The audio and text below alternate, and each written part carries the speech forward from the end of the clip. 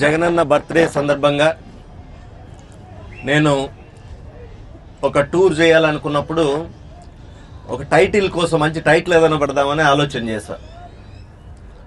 చేసి సింపుల్గా Jagananna birthday celebrations a global tribute అని పెట్టాను. నిజంగా ఈరోజు గత వారం రోజులుగా ఐర్లాండ్లో మీటింగ్ చేశాం, లండన్లో మీటింగ్ చేశాను, కువైట్లో చేశా, ఖతార్లో చేశాను, ఈరోజు దుబాయ్లో చేస్తున్నా. ప్రతి చోట కూడా ఇదే పండుగ వాతావరణం. వచ్చిన వాళ్ళందరూ కూడా ఒక పొలిటికల్ మీటింగ్లు కాకుండా మన ఫ్యామిలీ మెంబర్స్ ఎవరైనా ఒక బర్త్డే జరిగితే ఎంత చక్కగా సంతోషంగా సెలబ్రేట్ చేసుకోవడానికి తయారై వస్తామో అంతే సంతోషంగా ప్రతి మీటింగ్కి అయిన చోట నేను అదే అబ్జర్వ్ చేశాను. ఈరోజు మరీ ముఖ్యంగా దుబాయ్లో ఇంత మంచి చక్కటి ఈ సాయంత్రం ఈ వాతావరణంలో క్రూజ్లో మరి జగనన్న బర్త్డే సెలబ్రేషన్ అంటే అసలు మీరంతా కూడా ఎట్లా ఆయన్ని ఎంత ఓన్ చేసుకున్నారో చాలా క్లియర్గా అర్థమవుతా ఉంది. అంటే జనరల్గా ఇట్లాంటి బర్త్డే పార్టీస్ మన ఇంట్లో మన పిల్లలు అయితేనే ఇట్లా స్పెషల్గా చాలా చాలా బాగా చేయాలని చేస్తాం. కాకపోతే ఇక్కడ నాకు ఒకటి అనిపించింది ఏంటంటే, ఇందాక హఫీజ్ భాయ్ కూడా చెప్తున్నాడు, అంటే చాలామంది అభిమానులు వందల సంఖ్యలో ఉన్నారు అన్ని ఏ దేశంలోకి పోయినా. బట్ ఇక్కడ ఏంటంటే ఈ మీరు మంచిగా చేయాలి, కొత్తగా చేయాలని చెప్పి క్రూజ్లో పెట్టడం వల్ల చాలామంది ఈ బర్త్డే సెలబ్రేషన్స్లో పార్టిసిపేషన్ చేయడానికి ఇబ్బంది పడి ఉంటారు. It's okay, but I congratulate all the Dubai YSRCP team and organizers. Like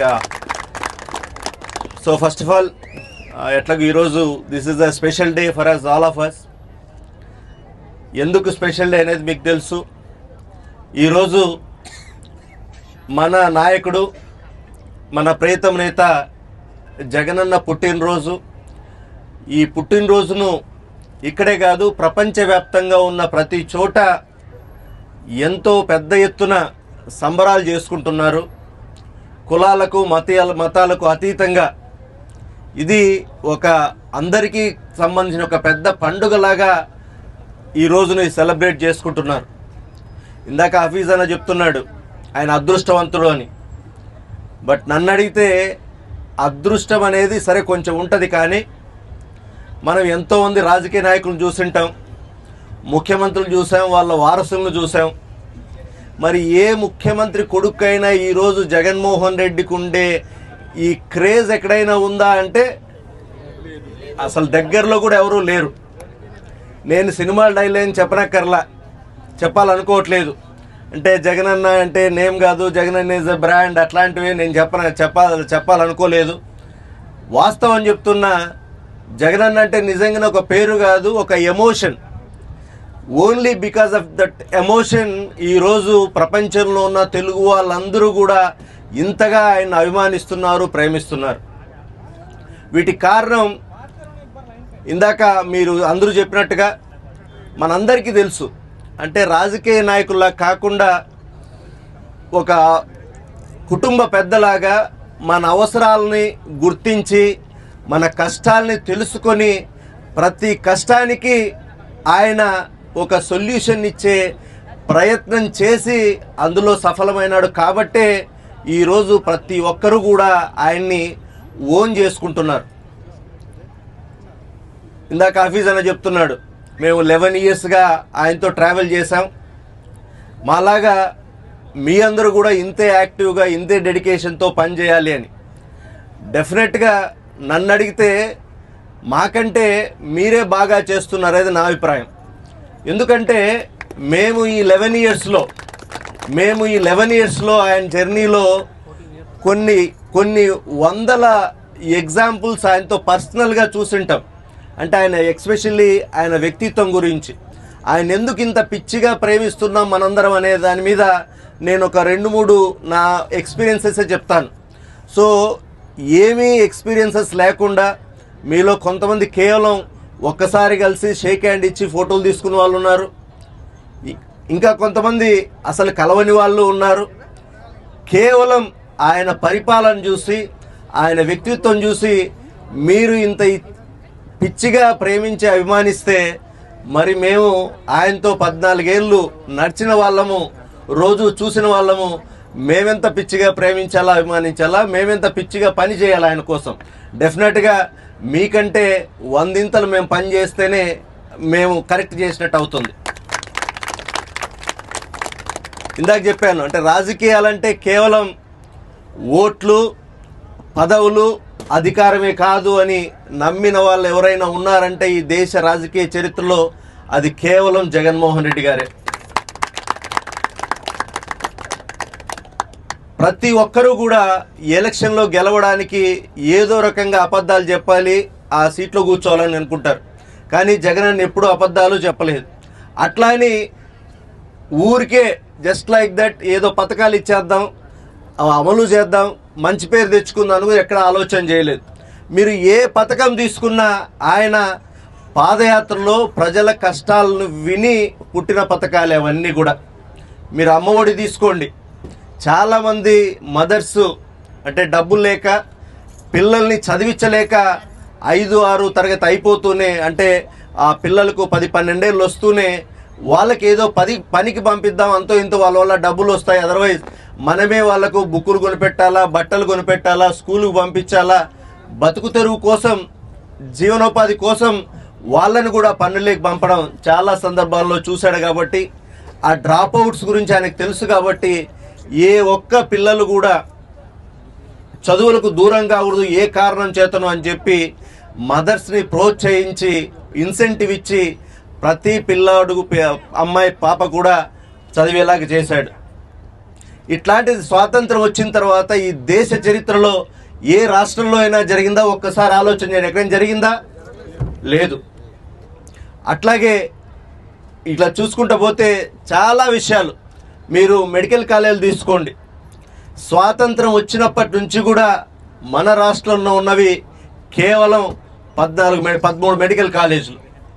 అదే జగనన్న వచ్చిన తర్వాత ఆయన పేద ప్రజలకు విద్య, వైద్యం ఖచ్చితంగా అందించాల్సిన బాధ్యత ప్రభుత్వం ఉందని గట్టిగా నమ్మాడు. కాబట్టే ప్రతి చోట కూడా, ప్రతి గ్రామంలో వైఎస్ఆర్ విలేజ్ క్లినిక్స్ దాదాపు 10,000 పైచులకు వైఎస్ఆర్ విలేజ్ క్లినిక్స్ పెట్టి వాటిని పిహెచ్సిలకు అనుసంధానం చేసి, మళ్ళీ వాటిని సిహెచ్సిలకు అనుసంధానం చేసి, వీటన్నిటి నెట్వర్క్ హాస్పిటల్స్ అన్నిటికీ కూడా ప్రతి జిల్లాలో ఒక టీచింగ్ మెడికల్ కాలేజ్ ఉండాలి, ఒక టీచింగ్ హాస్పిటల్ ఉండాలని ఆలోచన చేశారు. కాబట్టి ఒకే 5 ఏళ్లలోనే, మరి 5 ఏళ్లలో కూడా మీకు తెలుసు 2 సంవత్సరాలు కోవిడ్ వల్ల 2 సంవత్సరాలు పోయినాయి.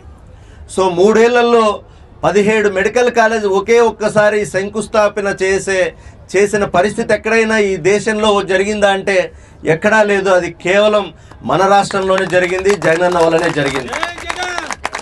ఇట్లాంటివి చెప్పుకుంటూ పోతే ప్రతిదీ కూడా ఆయన చేసిన ప్రతి విషయం కూడా, మీకు అమ్మఒడితో పాటు మరి వైఎస్ఆర్ ఆసరా కావచ్చు, చేయూత కావచ్చు, ప్రతిదీ కేవలం వాళ్ళకేదో మనము ఒక పథకం ఇస్తున్నాం అనేది కాకుండా దాని ద్వారా ఆ కుటుంబాలు ఎట్లా బాగుపడతాయని ఒక కుటుంబ పెద్దలాగా, కుటుంబంలో ఒక మనిషిలాగా, ఒక కుటుంబంలో ఒక సభ్యుల్లాగా భావించాడు. కాబట్టి ప్రతిదీ కూడా మనసుతో ఆలోచన చేశాడు. కాబట్టి ఇవన్నీ చేయగలిగాడు. ఈరోజు ప్రపంచంలో ఉన్న తెలుగు వాళ్ళందరికీ కూడా ఒక రియల్ హీరో అయ్యాడు జగనన్న. కొన్ని ఎగ్జాంపుల్స్ మీకు చెప్తాను. మేనిఫెస్టో రాసేటప్పుడు ఫర్ ఎగ్జాంపుల్ వైఎస్ఆర్ చేయూత పాదయాత్రలో 45 ఏళ్ళు నుంచి 60 ఏళ్ళ మధ్యలో ఉన్న మహిళలకు, బీసీ, ఎస్సీ, ఎస్టీ, మైనారిటీ మహిళలకు 75,000 ఇస్తామని చెప్పడం జరిగింది.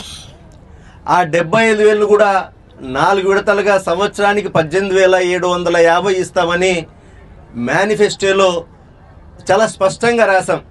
వైఎస్ఆర్ చేయూత కింద సంవత్సరానికి 18,750 చొప్పున 2వ సంవత్సరం నుంచి వరుసగా 4 ఏళ్ళు ఇస్తామని. అసలు రాజకీయ నాయకులు ఎవరైనా అట్లా చెప్తారా? 75,000 కాదు, లక్ష. చంద్రబాబు నాయుడు అంటే లాంటి వాళ్ళు అయితే 1,00,000 ఇస్తామని చెప్తారు, కానీ అది ఇవ్వడు, రూపాయి కూడా ఇవ్వడు. కానీ మన నాయకుడు, మన జగనన్న చాలా స్పష్టంగా ఎప్పుడు ఇస్తాం, ఎంత ఇస్తాం, ఎవరికి ఇస్తాం, ఆ డబ్బుల్ని ఏం చేద్దాం, ఆ డబ్బుల్ని ఇచ్చిన డబ్బుల్ని కూడా మళ్ళీ ప్రైవేట్ కంపెనీలతో మీకు ఆ మహిళలకు అనుసంధానం చేసి వాళ్ళతో చిన్న చిన్న వ్యాపారాలు చేసి వాళ్ళని సొంత కాళ్ళ మీద నిలబడేలాగా ఆలోచన చేశాడు. అది అసలైన నాయకుడు అంటే. ఈ సందర్భంలో నేను మేనిఫెస్టో కమిటీలో మెంబర్గా సార్ని ఒక 2 సార్లు 3 సార్లు అడిగాను. సార్ ఇట్లా అంతా ఎందుకు లేండి సార్, 18,750 2వ సంవత్సరం నుంచి 4 ఏళ్ళు వరుసగా ఇదంతా వద్దు, 75,000 ఇస్తామని చెప్దాం సార్ అని. ఆయన 2 సార్లు 3 సార్లు విన్నాడు. 4వసారి ఒకటే చెప్పాడు, సాంబా మనం అబద్ధాలు చెప్పి రాజకీయాల్లోకి రావాలనుకోలే, ముఖ్యమంత్రి సీట్లో కూర్చోవాలనుకోలేదు. మనం ముఖ్యమంత్రి సీట్లో కూర్చున్న తర్వాత ఈ మేనిఫెస్టో అనేది నీ చేతిలో, నా చేతిలో, గ్రామ స్థాయి కార్యకర్త నుంచి ముఖ్యమంత్రి స్థాయి వరకు అందరి చేతుల్లో మనం 5 ఏళ్ళు చేతులు పట్టుకోవాలా, ప్రతి దానికి సమాధానం చెప్పేలాగా ఉండాలి. అంటే ఆ నిజాయితీ ఒకసారి ఆలోచన చేస్తే నిజంగానే అంటే ఇట్లాంటి వాళ్ళు రాజకీయాల్లో ఉంటారా అనేది మనకే అనుమానం వస్తుంది. మీకు ఎగ్జాంపుల్ చెప్తా ఉన్నా, అదొకటి. రెండోది సేమ్ ఆ చేయూత విషయంలో, అంటే ఆయన ఒక విషయాన్ని, అంటే కొంతమంది బయట చెప్తుంటారు జగన్మోహన్ రెడ్డి ఎవరి మాట వినడు, ఆయన ఏదో పోతా ఉంటాడు, ఎవరిని పట్టించుకోడు, ఎవరు చెప్పింది వినడు అని. ఈ చేయూత, వైఎస్ఆర్ చేయూత విషయం వచ్చినప్పుడు ఎప్పుడైతే మనం పాదయాత్రలో ఇవి అనౌన్స్ చేశామో అప్పుడు చాలామంది మా దగ్గరికి, అంటే మేనిఫెస్టో కమిటీలో ఉన్నాం కాబట్టి మా దగ్గరకు వచ్చి, అన్న అది ఆ 45 నుంచి 60 ఏళ్ళు ఉండే మహిళలకి అంతమందికి ఇస్తున్నారు కదన్నా, బీసీ ఎస్సీ ఎస్టీ మైనార్టీలకు, ఓసీలో కూడా పేదవాళ్ళు ఉంటారు, వాళ్ళని కలపండి అన్న అని అడిగారు. నేను ఏదో ఒక సందర్భంలో పాదయాత్రలో సార్కి నడుస్తూ చెప్పాను, సార్ ఇట్లా అడుగుతున్నారు, దాని మీద ఏమైనా ఆలోచన చేయండి అని. ఆయన అది నంబరు బడ్జెట్ అంత ఎక్కువ అవుతుందో చూద్దాం, ఆలోచన చేద్దామని జస్ట్ 1 నిమిషం చెప్పి ఇంకా కట్ చేసేశారు. పాదయాత్రలో 1 గంట అయింది. ఇంకో విలేజ్లో ఆగాము. విలేజ్లో విపరీతంగా ఒక 500-600 మంది మహిళలు క్యూలో ఉన్నారు. 1 by 1 అందరినీ కలుస్తుంటాడు. మీరు కూడా చూస్తుంటారు పాదయాత్రలో ఎంతమందిని కలిశాడు సార్. ఆ కలిసేటప్పుడు మధ్యలో ఎందుకో మళ్ళీ నన్ను ఒకసారి పిలిచాడు. ఏది 1 గంట తర్వాత ఆ క్యూ నడుస్తూ ఉంది, వాళ్ళందరితో మాట్లాడుతున్నాడు, పలకరిస్తున్నాడు. మధ్యలో నన్ను పిలిచాడు. పిలిచి ఏం మాట్లాడాడు తెలుసా? సంబా, ఇందాక అది వైఎస్ఆర్ చేయూత ఓసీలకు కూడా అన్నావు కదా, బడ్జెట్ చాలా ఎక్కువ అవుతుంది, 75,000 ఇచ్చి అంతమందికి ఇచ్చే పరిస్థితి ఉండదు, దాన్ని ఏమైనా తగ్గించి ఆలోచన చేద్దాం, మనం ఫస్ట్ సీట్లో కూర్చున్నాక దాని మీద ఆలోచన చేద్దాం అని చెప్పాడు. అంటే ఇక్కడ నేను 2 విషయాలు చెప్తున్నా. నేను గంట కింద చెప్పింది నాకు ఆన్సర్ అప్పుడే చెప్పాడు. ఆయన కట్ చేసి ఉండొచ్చు. ఆయన ఎంత ఫోకస్డ్గా ఉంటారు, ప్రతి విషయాన్ని ఎంత హార్ట్కి తీసుకుంటారు, దాని మీద ఆలోచన చేస్తారు అనే దానికి గంట తర్వాత మళ్ళీ పిలిచి ఆయన చెప్పారు.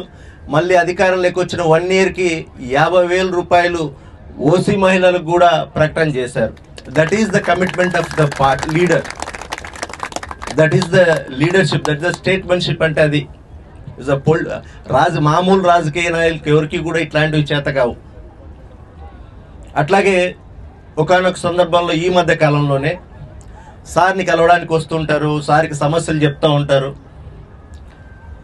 సార్ ఏమైనా కొన్ని అక్కడ ఉన్న వాళ్ళకి, మాలాంటి వాళ్ళకు ఏమైనా అటాచ్ చేస్తుంటారు, ఉద్యోగం కోసం వచ్చే వాళ్ళకో ఏదో సాయం కోసం వచ్చే వాళ్ళకో చెప్తూ ఉంటారు.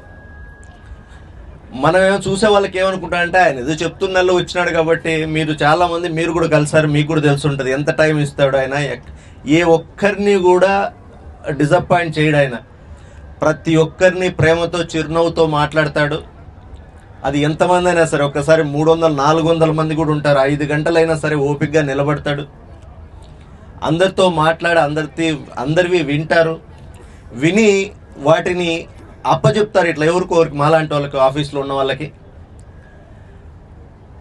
10 రోజుల తర్వాత ఒకసారి ఆ పేరు కూడా చెప్పి, సంబా మన పలానా నారాయణ రెడ్డి ఆయన వచ్చాడు కదా కొడుకు ఉద్యోగం కోసం, ఏమైందని 10 రోజుల తర్వాత అడిగాడు ఆయన నన్ను.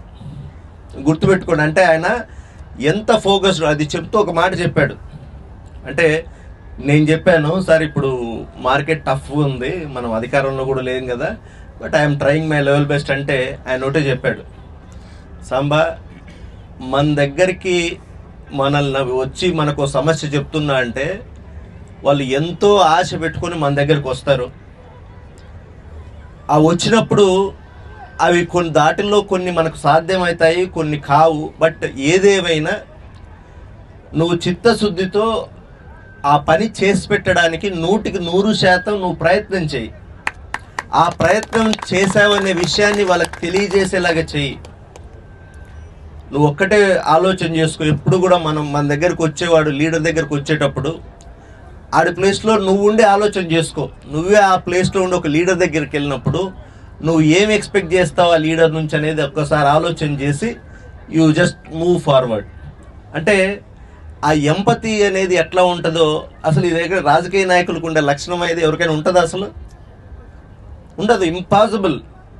సో ఇట్లాంటి ఎగ్జాంపుల్స్ చెప్పుకుంటూ పోతే కొన్ని వందల ఎగ్జాంపుల్స్ కల్లారా చూసినప్పుడు ఇంకా ఒక మనిషి మీద ప్రేమ కంటే కూడా పిచ్చి లేకుండా ఎట్లా పోతుంది చెప్పండి.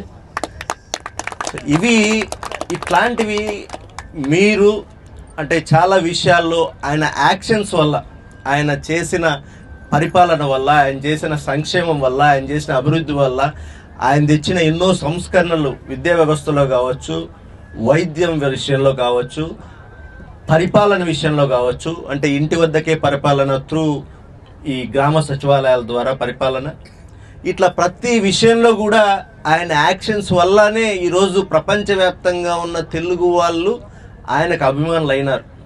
కాబట్టి ఇవన్నీ కూడా నేను ఎందుకు చెప్పానంటే, ఆయనకి ఏదో ఈ రాజశేఖర రెడ్డి గారి కొడుకు కాబట్టి, ఓకే మొదట్లో రాజశేఖర రెడ్డి గారి కొడుకు కాబట్టి మనం అంతా అభిమానం ఉండొచ్చు, దట్స్ అ డిఫరెంట్ స్టోరీ.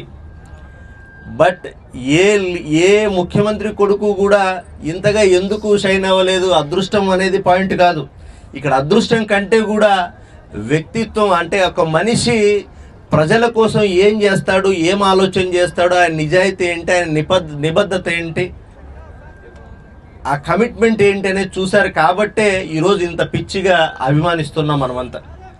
కాబట్టి అట్లాంటి ఒక గొప్ప మనిషి యొక్క బర్త్డే సెలబ్రేషను నిజంగానే నేను 5 దేశాల్లో పాల్గొని అందులో ఆయన జరుపుకోవడం, ఆయన బర్త్డేని దాదాపు 3 దేశాల్లో, కువైట్లో 85 మంది బ్లడ్ డొనేషన్ చేశారు, ఖతార్లో 47 మంది బ్లడ్ డొనేషన్ చేశారు, ఈరోజు ఇక్కడ కూడా బ్లడ్ డొనేషన్ జరిగింది.